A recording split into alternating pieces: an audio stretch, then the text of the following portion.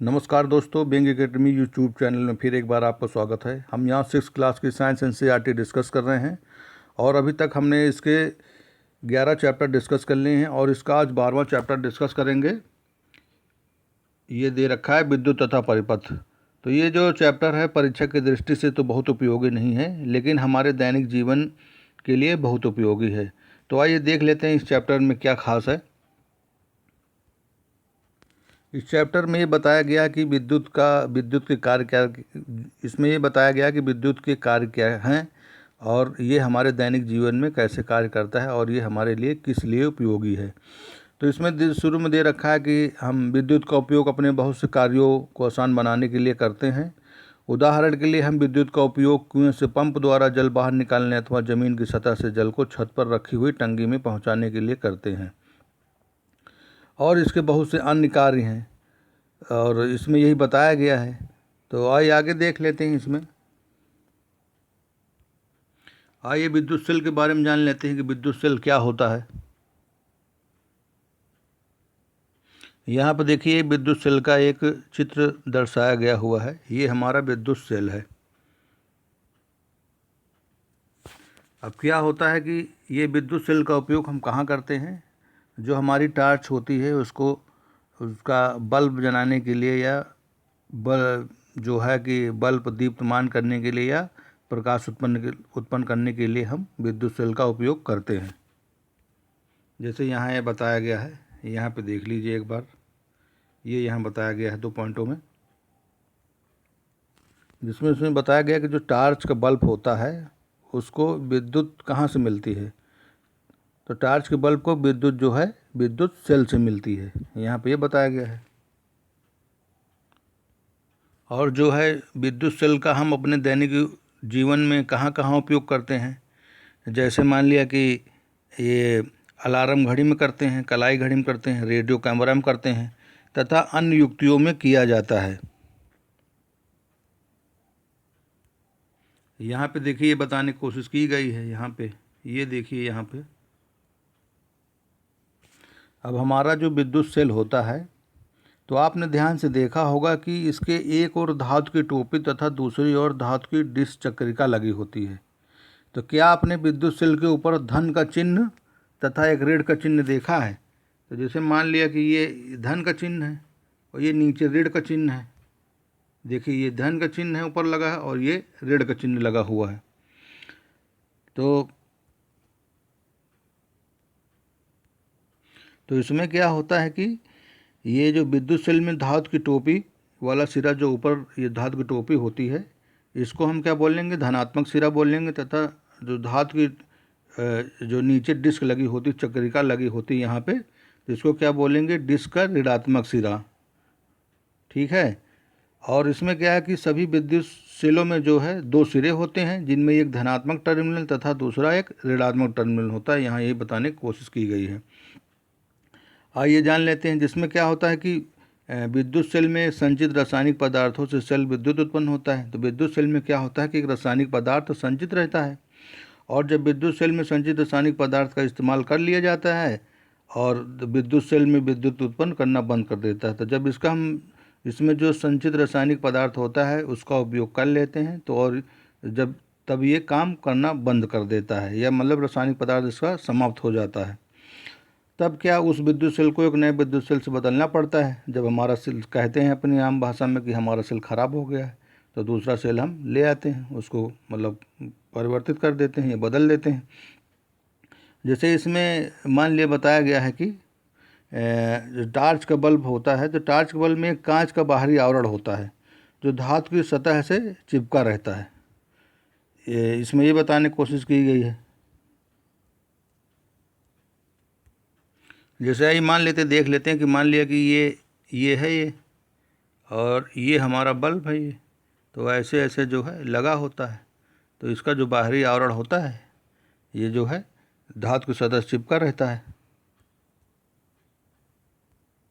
जैसे यहाँ पे एक चेतावनी दी गई हुई है। ये देखिए यहाँ पर चेतावनी दी गई हुई है कि आपने विद्युत खंभों तथा विद्युत उप केंद्रों तथा अन्य स्थानों पर इस प्रकार का चिन्ह देखा होगा कि जब भी हम जाते हैं पावर हाउस या जहाँ बिजली के खंभे लगे होते हैं और जहाँ ट्रांसफार्मर रखा होता है तो ये जो है ये चिन्ह जो है वहाँ पे हमको आसानी से दिखाई देगा, ये चिन्ह लगा रहता है। और विद्युत का उपयोग उचित रूप से न किया जाए तो ये अत्यंत खतरनाक हो सकता है। यदि विद्युत तथा विद्युत युक्तियों को असावधानीपूर्वक बरता जाए तो ये गंभीर चोट अथवा मृत्यु का कारण बन सकती है। अतएव कभी कभी क्या होता है कि विद्युत के तारों तथा सॉकेट आदि के प्रयोग से करने का मतलब प्रयत्न नहीं करना चाहिए। यदि रखी हुई मान लिया कि ये जो पोर्टेबल जनरेटर होती है, जिससे क्या होता है कि जनित्र द्वारा मतलब जो ऊर्जा उत्पन्न होती है, तो ये हमारे लिए बहुत खतरनाक है तथा विद्युत संबंधी सभी क्रियाकलापों के लिए एक साधारण बैटरी का ही उपयोग करना चाहिए। तो यहाँ ये बताने की कोशिश की गई है। जैसे यहाँ मत देखिए इस दो यहाँ पे दो चित्र दिखाई दे रहे हैं, ये दो चित्र हैं। ये क्या है, पहले चित्र में ये टार्च का बल्ब है और दूसरा वाला क्या है, इसका जो है भीतरी दृश्य है, यहाँ ये दर्शाया गया है। तो इसमें क्या होता है कि प्रकाश उत्सर्जित करने वाले पतले तार को बल्ब का तंतु कहते हैं। और ये क्या होता है, जैसे मान लिया कि ये एक मिनट, ये जो है हमारा ये जो मोटे तार लगे होते हैं और इसमें क्या होता है कि ये हमारा बल्ब लगा होता है। बल्ब में क्या होता है कि इसमें जो है यहाँ से क्या होता है, यहाँ एक पतला तंतु लगा होता है। तो यही बताने की कोशिश की गई है कि ये मोटे तार तंत्र को आधार प्रदान करते हैं। इन मोटे तारों में से एक मोटा तार लंबा और जो होता है कि बल्ब की सतह पर धातु के ढांचे से जुड़ा हुआ होता है और दूसरा तार जो है आधार केंद्र पर धातु की नोक से जुड़ा होता है। तो बल्ब के आधार पर धातु का ढांचा तथा धातु की नोक बल्ब के दो टर्मिनल हैं। और जैसे यहाँ बताया गया कि ये जो है ये हमारा जो दिखाया गया है, ये बीच में ऐसे जो है ऐसे लगा हुआ है और ऐसे ऐसे जो है ये क्या है, तंतु लगा हुआ है। और जो इसका आधार होता है यहाँ पे ये जो कोने दिखाए गए हैं नीचे थोड़ा सा, ये क्या होते हैं, हमारे टर्मिनल होते हैं। यहाँ ये बताने की कोशिश की गई है। जैसे यहाँ क्रियाकलाप माध्यम समझाने की कोशिश की गई है कि प्रकाश उत्सर्जित करने वाले पतले तार को बल्ब का तंतु कहते हैं, जो भी हम बता रहे थे। इसमें क्या होता है, बल्ब के आधार पर धातु का ढांचा तथा धातु की नोक बल्ब के दो टर्मिनल हैं। ये दोनों टर्मिनल इस प्रकार लगाए जाते हैं कि एक दूसरे को न छुएं। जैसे घरों में उपयोग होने वाली विद्युत बल्बों की भी ऐसी संरचना होती है। इस प्रकार विद्युत सेल तथा विद्युत बल्ब दोनों ही दो दो टर्मिनल होते हैं। और ये टर्मिनल क्यों लगाए जाते हैं, इसमें बताया गया कि मतलब विद्युत सेल तथा विद्युत बल्ब में दो दो टर्मिनल होते हैं। अब ये टर्मिनल लगाए क्यों जाते हैं, जैसे मान लिया कि जो पहले बल्ब आती थी तो उसमें तो आसानी से हम तंत्र को देख लेते थे क्या क्या लगा हुआ, लेकिन आजकल CFL आ रही है तो उसमें देखना थोड़ा सा मुश्किल है, उसमें हम देख नहीं पाएंगे। अब आइए देख लेते हैं कि टर्मिनल का काम क्या होता है। यहाँ बताया गया कि ये जो टर्मिनल है इसमें क्या होता है कि ये टर्मिनल पॉजिटिव एवं निगेटिव होता है। तो इसमें क्या होता है कि जो धारा की प्रवाह की दिशा होती है वो पॉजिटिव से निगेटिव की ओर प्रवाहित होती है। इसमें ये बताने की कोशिश की गई है। जैसे यहाँ पे एक चेतावनी दी गई है, इसमें बताया गया कि विद्युत सेल के दो टर्मिनलों को जो विद्युत टर्मिनलों से जुड़े तारों को स्विच तथा बल्ब जैसे युक्त के बीच में जोड़ें और बिना आपस में कदापि न मिलाएं। यदि आप ऐसा करेंगे तो विद्युत सेल के रासायनिक पदार्थ बड़ी तेज़ी से खर्च हो जाएंगे और सेल कार्य करना बंद कर देगा। इसमें ये बताया गया कि हम डायरेक्ट सप्लाई नहीं करेंगे, डायरेक्ट नहीं जोड़ेंगे, नहीं जो विद्युत सेल की रासायनिक संचित जो पदार्थ भरा होता है वो बहुत जल्दी से खत्म हो जाएगा।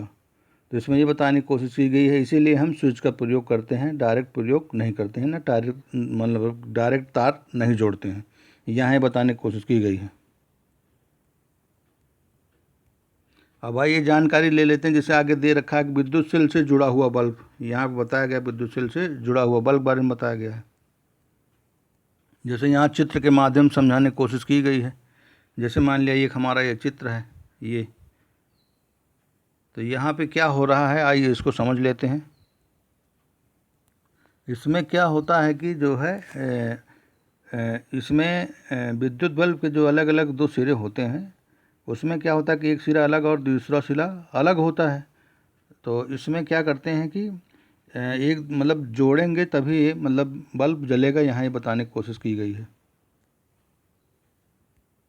जैसे यहाँ इस चित्र के माध्यम दर्शाने की कोशिश की गई है, विद्युत सेल तथा बल्ब को जोड़ने की विभिन्न व्यवस्थाएं दिखाई गई हैं यहाँ पे।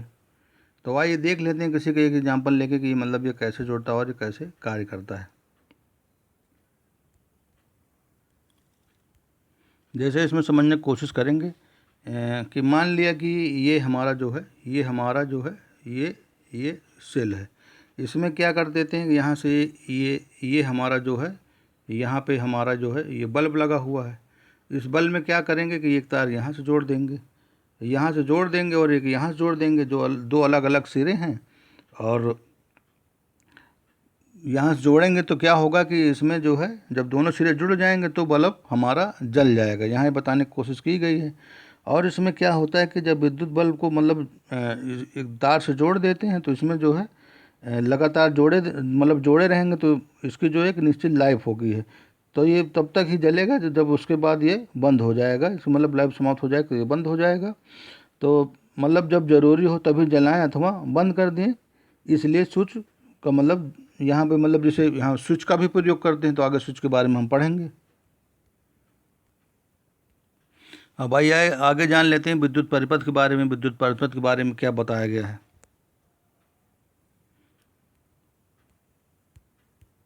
तो इसमें ये बताने की कोशिश की गई है कि मतलब इसमें क्या होता है कि जैसे यहाँ ये चित्र दर्शाया गया है यहाँ पे, इसमें क्या होता है जब मान लिया कि विद्युत सेल के एक टर्मिनल को तार द्वारा बल्ब से होते हुए विद्युत सेल के दूसरे टर्मिनल से जोड़ा जाता है। जैसे मान लिया ये सेल है हमारा, ये तार यहाँ है, एक तार यहाँ है। और जब इसको मतलब एक दूसरे टर्मिनल से जुड़ा होता है, जोड़ देते हैं, तो इसमें क्या होता है कि विद्युत सेल के जो दो टर्मिनल हैं बल्ब के दो टर्मिनलों से जोड़े गए हैं। और इस प्रकार की व्यवस्था विद्युत परिपथ का एक मतलब ये उदाहरण के द्वारा समझाया गया है यहाँ पे। तो इसमें क्या होगा कि जो विद्युत परिपथ होगा और विद्युत सेल के दो टर्मिनलों के बीच विद्युत प्रवाह होगा, जो धारा प्रवाहित होगी, मतलब यहाँ पे संपूर्ण पथ को दर्शाता है कि यहाँ से धारा प्रवाहित होगी। तो बल्ब केवल तभी दीप्त होगा जब ये परिपथ में विद्युत धारा प्रवाहित होगी, मतलब प्रकाश उत्पन्न करेगा।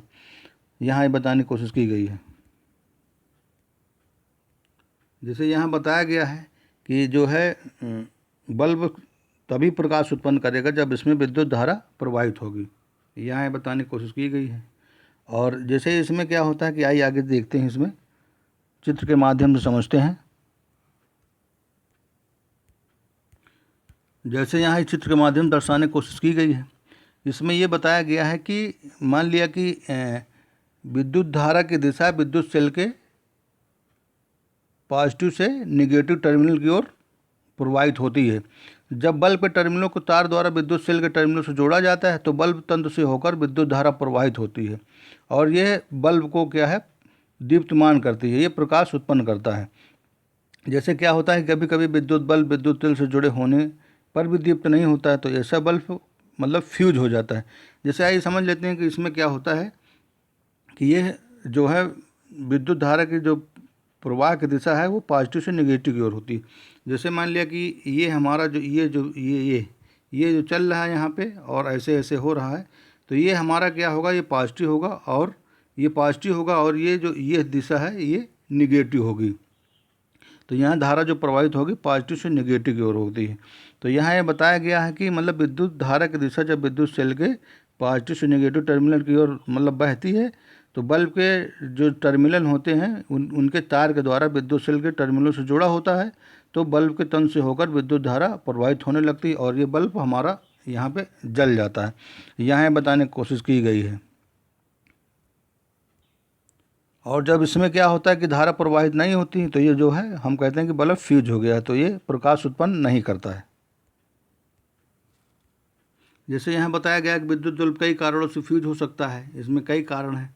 जैसे मान लिया बल्ब का तंत्र विखंडित हो जाना, और बल्ब को तंत्र विखंडित होने के कारण विद्युत सेल के टर्मिनलों के बीच विद्युत धारा का परिपथ टूट जाता है, इसलिए जो है फ्यूज बल्ब के तंत्र से विद्युत धारा प्रवाहित न होने के कारण ये दीप्तमान नहीं होगा, मतलब प्रकाश उत्पन्न नहीं करेगा। तो इसे हम कहेंगे कि बल्ब जो है फ्यूज हो गया है। तो यहाँ कुछ क्रियाकलाप दे रखे हैं जो इतना उपयोगी नहीं है। ये सिंपल सी जानकारी है, तो इसको एक बार आप लोग देख लेना। अब आइए आगे चलते हैं, इसमें देखते हैं कि विद्युत स्विच के बारे में जानते हैं कि विद्युत स्विच मतलब कैसे कार्य करता है, इसके बारे में हम लोग पढ़ेंगे। विद्युत स्विच में क्या होता है कि इसमें जो है धारा जो है लगातार प्रवाहित होती रहती है, तभी ये कार्य करता रहता है। अब आइए जान लेते हैं कि ये कार्य कैसे करता है। जैसे यहाँ चित्र के माध्यम दर्शाया गया है, तो आइए देख लेते हैं इसमें कि कैसे कार्य करता है। जैसे यहाँ समझने की कोशिश करेंगे कि मान लिया कि ये हमारा जो है ये, एक मिनट, अब इसमें समझने की कोशिश करेंगे कि यहाँ पे जो है इसमें मान लिया कि ये जो है ये हमारा जो है ये हमारा सेल है। और इसमें क्या होता है, यहाँ से हम जो यहाँ से जोड़ेंगे, जैसे मान लिया कि ये और ये तंत्र लगा होता है अंदर, ये बल्ब है, तंत्र लगा होता है, ये इसका बाहरी हिस्सा, ये टर्मिनल होता है। तो इसमें क्या करेंगे, तार यहाँ जोड़ेंगे और एक तार यहाँ से जोड़ेंगे। और इसमें क्या करेंगे, तार को जो है बीच से यहाँ से काट देंगे और यहाँ पे एक जो है जैसे मान लिया कि स्विच लगा देंगे। तो इस तार को बीच से मतलब इसलिए काट देते हैं, इसलिए अलग कर देते हैं कि जब तार को टच करेंगे तो तभी धारा प्रवाहित होगी। और यह जैसे यहाँ से यह जुड़ा हुआ है और यहाँ जुड़ा हुआ है, जैसे बीच में इसको काट देंगे और यहाँ पे टच करेंगे तो देखेंगे यहाँ से धारा प्रवाहित हो रही है। मान लिया कि अगर इस तार को टच नहीं करेंगे तो धारा प्रवाहित नहीं होगी। अब इसको टच करने के लिए स्विच लगा, यहाँ पे क्या करते हैं कि यहाँ पे एक स्विच लगा देते हैं। और स्विच जब आपने टॉर्च में देखा होगा कि इसको ऐसे ही मतलब शिफ्ट करते हैं तो कैसे मतलब ये शिफ्ट या पूरा करते हैं तो ये जुड़ जाता है, तो धारा इसमें जो है प्रवाहित होने लगती है। बस इस चैप्टर में इतना ही जानना था। जैसे देखिए यहाँ चित्र के माध्यम से दर्शाने की कोशिश की गई है, यहाँ पे ये चित्र दे रखे हैं यहाँ पे, और यहाँ पे भी बताने की कोशिश की गई है जो भी हम बता रहे थे। अब हम पढ़ेंगे विद्युत चालक तथा विद्युत रोधक के बारे में। ये जो पॉइंट दे रखे हैं विद्युत चालक तथा विद्युत रोधक के बारे में, आइए जान लेते हैं कि इसमें जो टॉर्च का ये जो आंतरिक आरेख है, ये टॉर्च का जो है आंतरिक आरेख के बारे में बताया गया है। तो इसको जानने से पहले हम एक बार जान लेते हैं कि मतलब ये विद्युत चालक तथा विद्युत रोधक क्या होता है। मतलब इसमें जो पदार्थ विद्युत धारा का प्रवाह होने देते हैं उन्हें विद्युत चालक कहते हैं, और जो विद्युत रोधक अपने अंदर से विद्युत धारा को प्रवाहित नहीं होने देते हैं उन्हें हम विद्युत रोधक कहते हैं। तो आइए चित्र के माध्यम से समझते हैं। जैसे इसमें क्या होता है कि बल्ब के नीचे मतलब एक ऐसा पदार्थ लगा होता है जो कि दोनों टर्मिनलों को टच होने से बचाता है, तो उसे मतलब वो विद्युत रोधक हो जाएगा। और जब विद्युत परिपथ को आपको खंडित करना होगा तो ऐसी चीज़ों का हम उपयोग करेंगे। जैसे मान लिया कि ये, एक मिनट, जैसे यहाँ बताया गया है कि मान लिया कि ये विद्युत सेल है। आपको यहाँ बताना चाहता हूँ कभी कभी विद्युत सेल का जो है, जैसे मान लिया कि ये विद्युत सेल है, ये यहाँ चित्र में दर्शाया गया ये विद्युत सेल है, और इसका जो ये एक मिनट, ये विद्युत सेल है। तो इसका ये जो ऊपरी वाला भाग है ये पॉजिटिव है, और इसका जो नीचे वाला भाग है यहाँ पे ये ब्लैंक है, ये भी पॉजिटिव है। तो और ये वाला सिरा ये निगेटिव है और ये निगेटिव है। तो मतलब इसमें आपको बता देना चाहता हूँ कि मतलब विद्युत सेल का जो पॉजिटिव जो होता है और निगेटिव होता है, तो ये मतलब सिरा कभी नहीं जुड़ेगा, पॉजिटिव से पॉजिटिव नहीं जुड़ेगा, निगेटिव से निगेटिव नहीं जुड़ेगा। और हमेशा क्या होता है कि इसमें जुड़ेगा जो है, इसमें क्या होगा कि ये पॉजिटिव से निगेटिव की ओर जुड़ेगा या निगेटिव से पॉजिटिव की ओर जुड़ेगा। इसमें ये बताएगा, जैसे मान लिया ये जुड़ेगा पॉजिटिव से निगेटिव की ओर या निगेटिव से पॉजिटिव की ओर जुड़ेगा।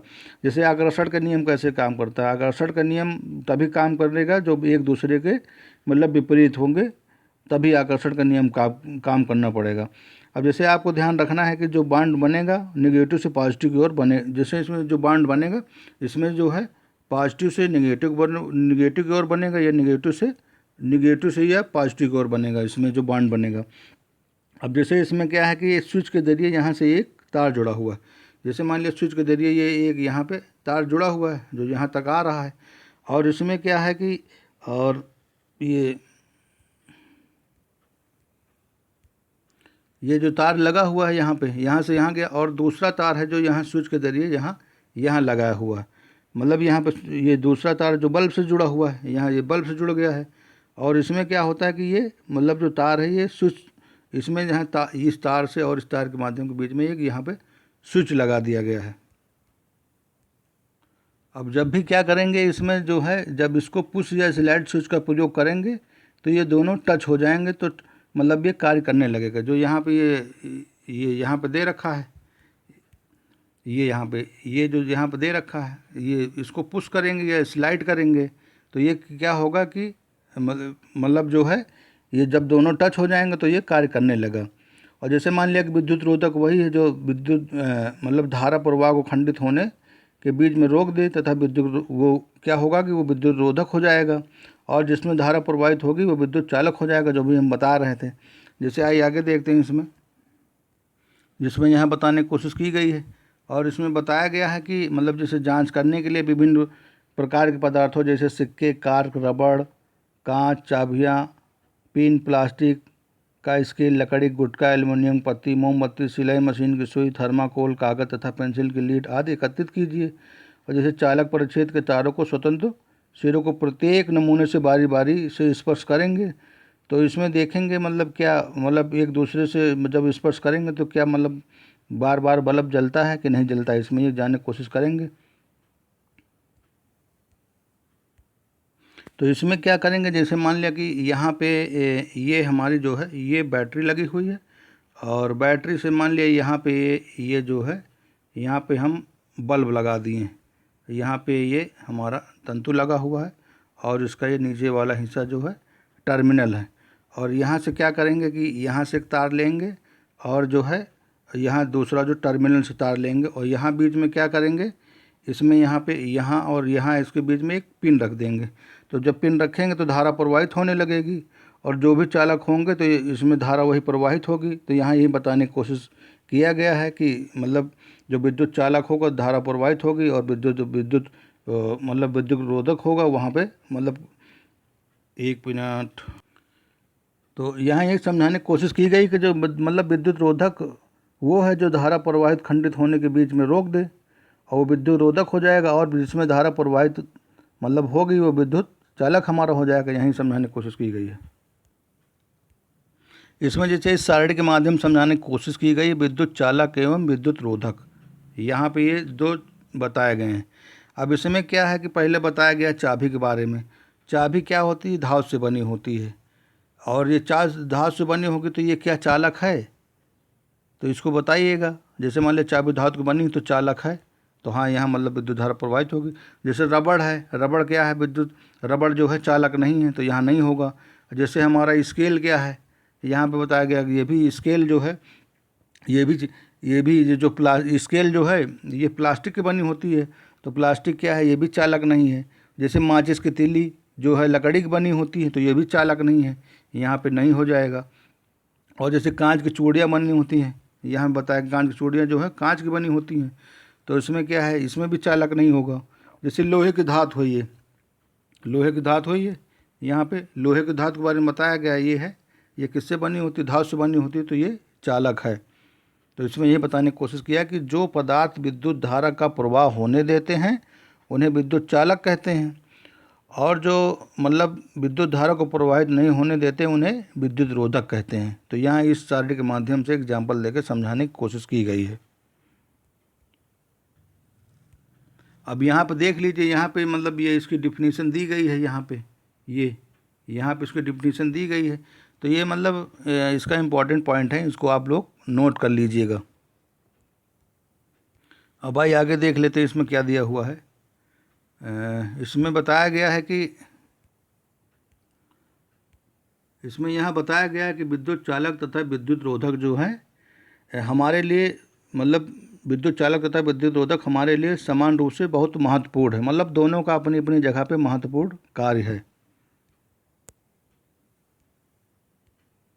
यहाँ पे कुछ महत्वपूर्ण प्रमुख शब्दावलियाँ दी गई हैं, जैसे बल्ब हो गया, विद्युत चालक हो गया, विद्युत सेल हो गया, विद्युत परिपथ तंतु हो गया, और विद्युत रोधक हो गया, स्विच हो गया, टर्मिनल। तो इस चैप्टर में हमने सारी शब्दावलियों के बारे में डिस्कस किया है। तो आप लोग क्या कीजिएगा कि अपनी कॉपी में इसको नोट कर लीजिएगा। बल्ब के बारे में तो जानते हैं, तो बल्ब चाहे तो नोट करिए और चाहे तो नहीं। लेकिन इनको एक बार नोट करके अपने शब्दों में डिफाइन करने की कोशिश ज़रूर करिएगा। अब आइए देख लेते हैं चैप्टर का सारांश क्या कहता है। यहाँ जैसे पहले पॉइंट बताया गया कि विद्युत सेल विद्युत का एक स्रोत है। यहाँ पे ये बताया गया है जैसे विद्युत सेल में दो टर्मिनल होते हैं, एक पॉजिटिव टर्मिनल एक ऋणात्मक टर्मिनल होता है, जो हम डिस्कस कर चुके हैं। जैसे विद्युत बल्ब में क्या होता है कि एक फिलामेंट होता है। जैसे विद्युत बल्ब में क्या होता है, एक फिलामेंट होता है जो इसके टर्मिनलों से इसको जोड़े रखता है। यहाँ पे देखिए, यहाँ ये बताया गया है। और जैसे विद्युत धारा प्रवाहित होने पर विद्युत बल्ब दीप तो हो उठता है, मतलब उससे में प्रकाश उत्पन्न हो जाता है। ये यहाँ बताया गया कि जब विद्युत धारा प्रवाहित होती है तो बल्ब हमारा जल जाता है। और आगे आई देख लेते हैं कि जैसा बंद विद्युत परिपथ में विद्युत धारा विद्युत सेल के एक टर्मिनल से दूसरे टर्मिनल तक प्रवाहित होती रहती है। जैसे बताया गया स्विच एक सरल युक्ति है जो विद्युत धारा के प्रवाह को रोकने या प्रारंभ करने के लिए परिपथ को तोड़ता अथवा पूरा करता है। यहाँ ये बताया गया है। और जिन पदार्थों से होकर विद्युत धारा प्रवाहित होती है वे विद्युत चालक कहलाते हैं। इसको कई बार हम डिस्कस कर चुके हैं। और जिन पदार्थों से होकर विद्युत धारा प्रवाहित नहीं हो सकती वे विद्युत रोधक कहलाते हैं। तो ये चैप्टर आज यहीं पर समाप्त करते हैं। और जो समझ में ना आया हो तो कमेंट बॉक्स में कमेंट ज़रूर करिएगा। और जो मतलब परीक्षा की दृष्टि से इम्पॉर्टेंट था उसको मैंने डिस्कस कर लिया है, और जो दैनिक जीवन के लिए उपयोगी है उसको भी डिस्कस कर लिया है। तो मिलते हैं नेक्स्ट चैप्टर में। और तो वीडियो देखने के लिए बहुत बहुत धन्यवाद आप लोगों का।